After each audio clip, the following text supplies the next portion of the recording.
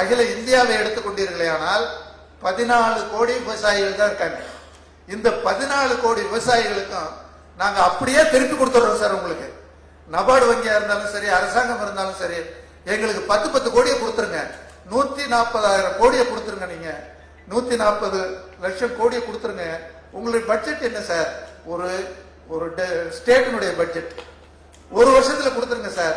10 வருஷத்துல நீங்க கொடுத்தா அமௌண்ட் அப்படியே திருப்பி கொடுத்துடுறோம் சார். இந்த இந்தியாவில் வேண்டுகிற அளவுக்கு சாப்பாட்டையும் போட்டுடுறோம் சார்.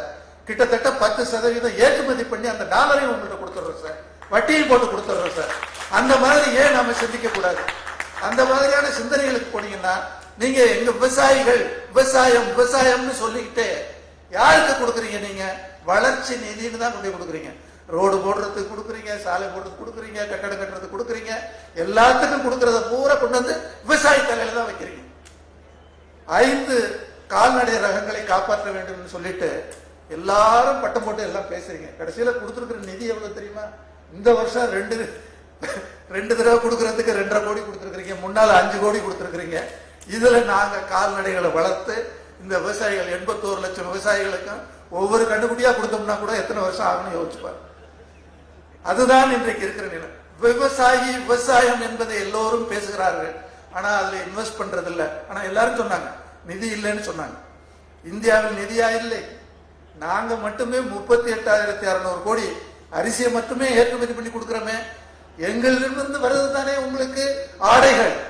பருத்தி நாங்கள் விளைவிக்காமல் உங்களுக்கு எங்கிருந்து ஆடை வருகிறது? ஆடை ஏற்றுமதியில் 17% வருகிறது. எங்க ஆடு மாடுகளில் இருந்து கிடைக்கக்கூடிய தோலை பயன்படுத்தி தானே நீங்கள் ஏற்றுமதி செய்கின்றீர்கள்.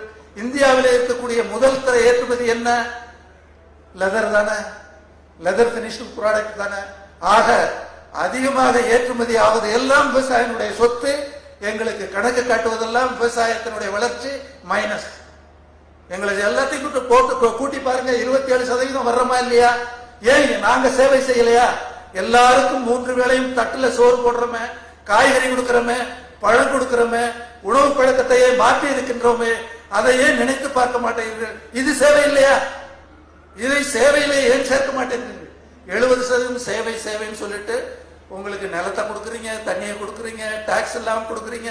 இவ்வளவும் பண்ணிவிட்டு எல்லாத்தையும் போட்டுவிட்டு கடைசியில எங்கள்கிட்ட என்ன சொல்றீங்க? உரத்துக்கு டாக்ஸ், விதைக்கு டாக்ஸ், ஆர்கானிக் ப்ராடக்ட் டாக்ஸ், ப்ராடக்டை வித்தம்னா டாக்ஸ். வெளியில சொல்றது என்னன்னா விவசாயிகளுக்கு நாங்கள் மானியங்களாக அள்ளித்தருகிறோம். எல்லாவற்றையும் கூட்டி பார்த்தீர்களே, விவசாயிக்கு கொடுப்பது -2% தான் மானியம். பிளஸே கிடையாது சார்.